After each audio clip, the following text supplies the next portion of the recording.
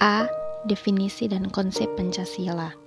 Dalam perjalanan sejarah bangsa Indonesia, nilai-nilai Pancasila sebagai pandangan hidup bangsa sudah terwujud dalam kehidupan bermasyarakat sejak sebelum Pancasila sebagai dasar negara dirumuskan dalam satu sistem nilai. Nilai-nilai Pancasila berdasarkan teori kausalitas yang diperkenalkan Noto Nagoro terbagi menjadi 4, yaitu kausa materialis, kausa formalis, kausa efisien, dan kausa finalis.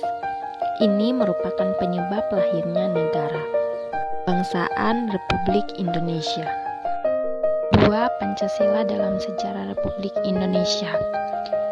Terbagi menjadi 3 bagian. Yang pertama, ada periode pengusulan Pancasila, kedua, periode perumusan Pancasila, dan ketiga, periode pengesahan Pancasila. 1. Periode pengusulan Pancasila. Jauh sebelum periode pengusulan Pancasila, cikal bakal munculnya ideologi bangsa diawali dengan lahirnya rasa nasionalisme yang menjadi pembuka ke pintu gerbang kemerdekaan bangsa Indonesia.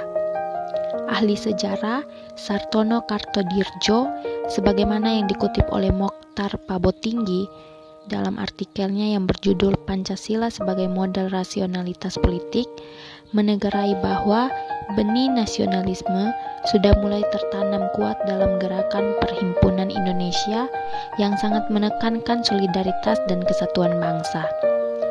Perhimpunan Indonesia menghimbau agar segenap suku bangsa bersatu teguh menghadapi penjajahan dan keterjajahan. Nah, kemudian disusul lahirnya Sumpah Pemuda 28 Oktober 1928 merupakan momen-momen perumusan diri bagi bangsa Indonesia. 2. Periode perumusan Pancasila. Hal terpenting yang mengemuka dalam sidang BPUPKI kedua pada 10-16 Juli 1945 adalah disetujuinya naskah awal pembukaan hukum dasar yang kemudian dikenal dengan nama Piagam Jakarta.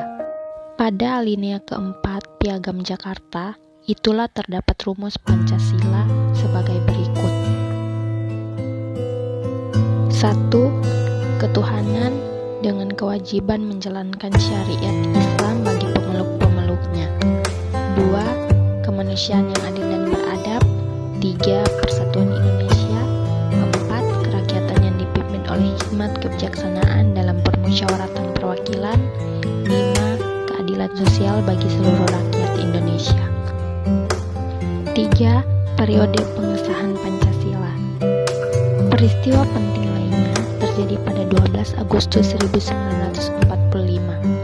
Ketika itu, Soekarno-Hatta dan Rajiman Weddiodiningrat dipanggil oleh penguasa militer Jepang di Asia Selatan ke Saigon untuk membahas tentang Hari Kemerdekaan Indonesia sebagaimana yang pernah dijanjikan.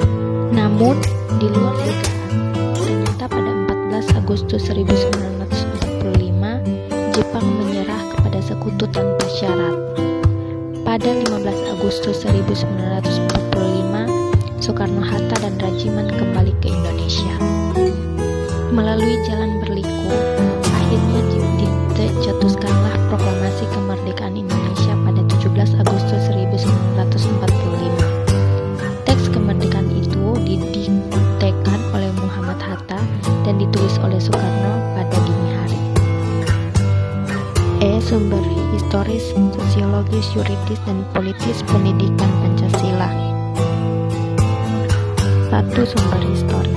Presiden Soekarno pernah mengatakan, jangan sekali-kali meninggalkan sejarah.